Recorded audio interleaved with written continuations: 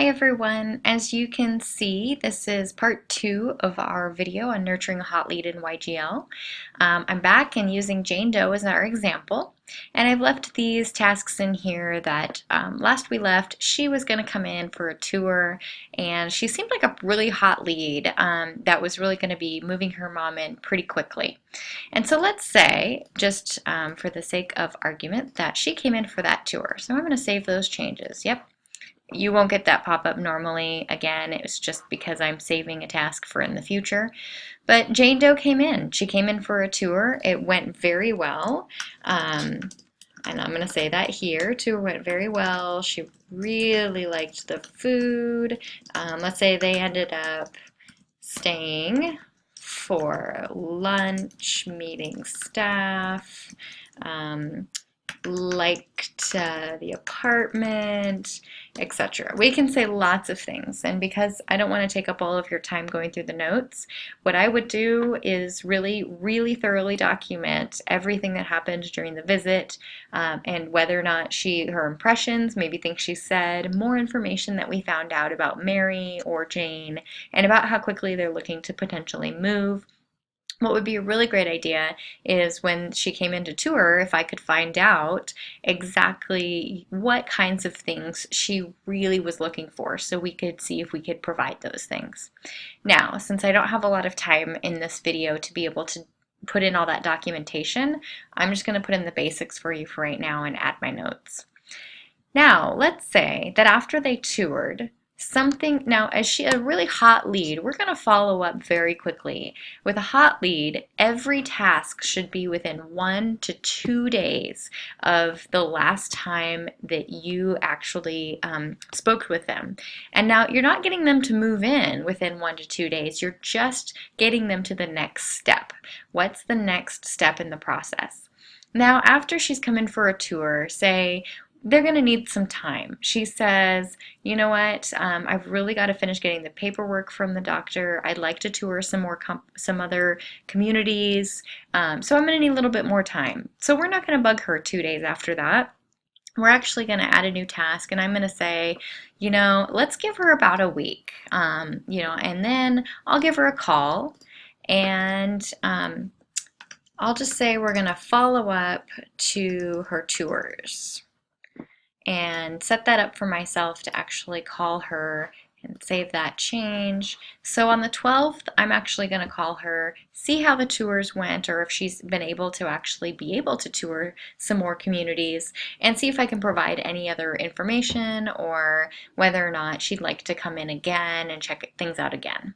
And I can leave my notes regarding that as well. It's always a good idea to leave some notes after every single task, or every time you get an email from them perhaps. You can copy and paste the email right into the notes so you know exactly what was said. And like I said, your coworkers or anybody else could come in and pick up right where you left off. So let's say after she comes into a tour, I call her back on the 12th, and so I'm going to complete this because I called her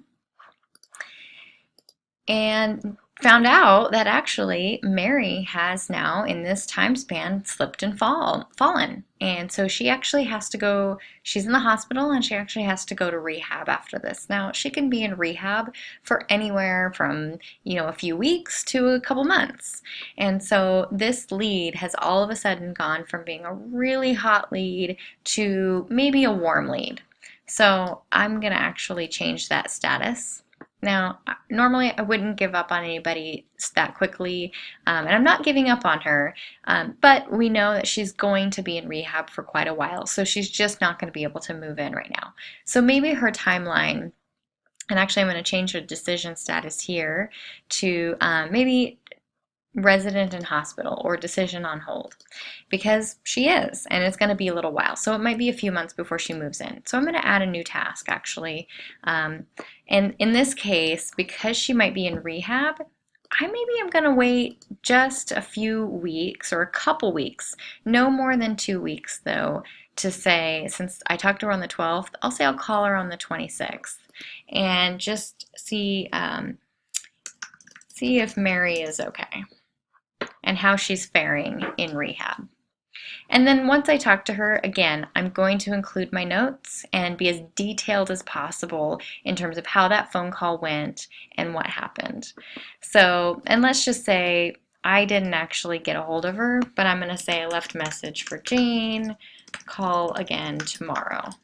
Now, even though this is a not so very hot lead at this point in time, if I didn't actually get to talk with her, I'm going to try her again the next day. I'm not going to let a whole lot more time pass because I'm going to want her to make sure know that that I actually am trying to get a hold of her, and I want to talk with her before I give up on calling her.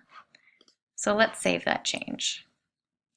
Okay, now let's say at this point in time, I call her, and let's say Mary's doing really, really well. She's going to get to go home for a while, and Jane decides she's actually going to go home with Jane.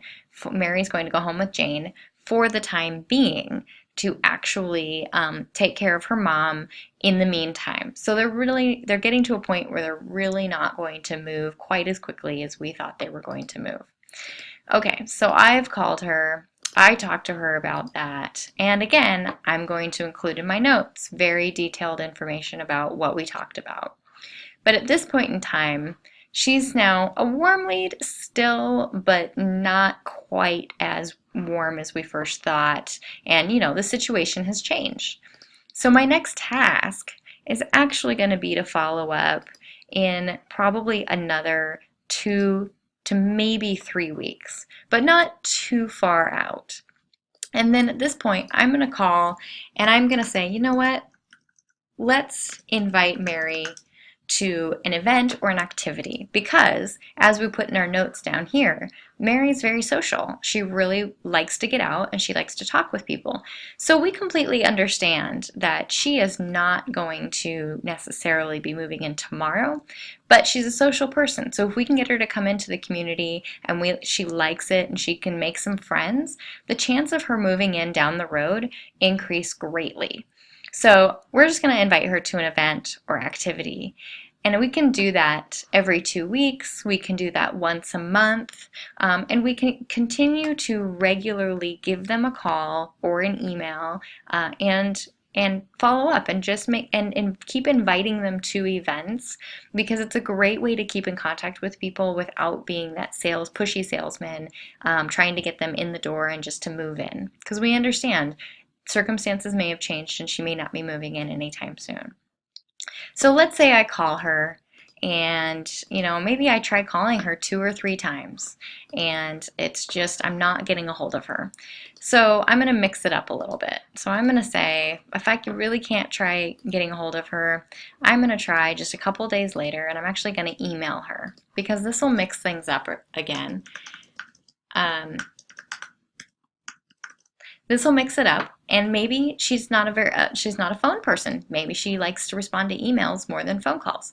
So I can try something different, and oftentimes it works to try a phone call, an email, a phone call, an email, and alternate between those options so that she's not annoyed with just one form of communication. And we give her the option to actually respond in a different way and to find out her communication preferences. Now, this is also given that you don't already know her communication preferences.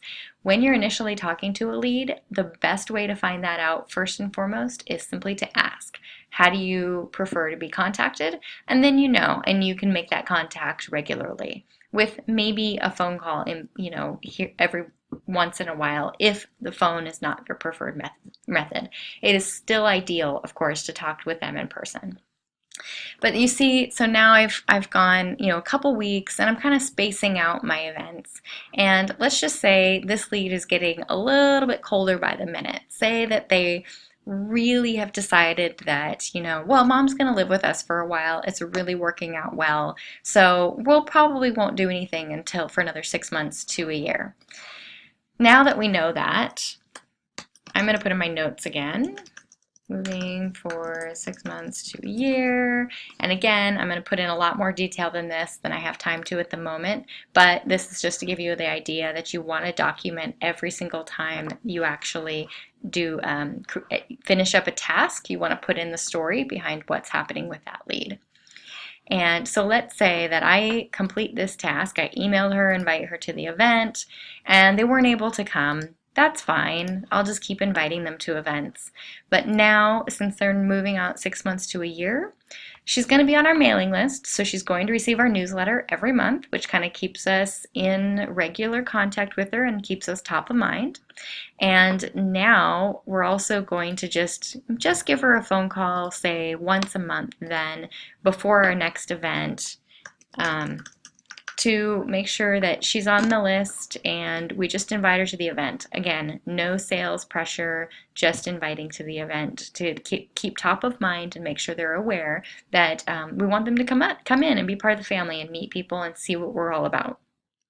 And over time, even if they come in, or even if they don't come in for any of the events that you have invited them to, you're still top of mind. And eventually, we've found people will come in then when they are ready, or they do need to move forward. They'll call you up and they'll come back in for a tour, or come in for an event the closer they get to actually needing to make a move. So this is how you use your best judgment in terms of the follow-up, but as soon as they're a hot lead, you want to make regular contact until they give us reason to believe that they're no longer a hot lead. Everybody's a hot lead until you get that information that tells you otherwise. If you have any further questions about nurturing the leads, or possibly how far out to schedule a task or the next task, the next step, feel free to call me or your regional director. Chances are we'll be able to talk through a situation with you and figure out what the next appropriate step might be. But hopefully this gives you just a little bit of guidance and gives you a little bit of an idea of just how we're going to schedule people out as we nurture them over time, and ideally get everybody to move into your community.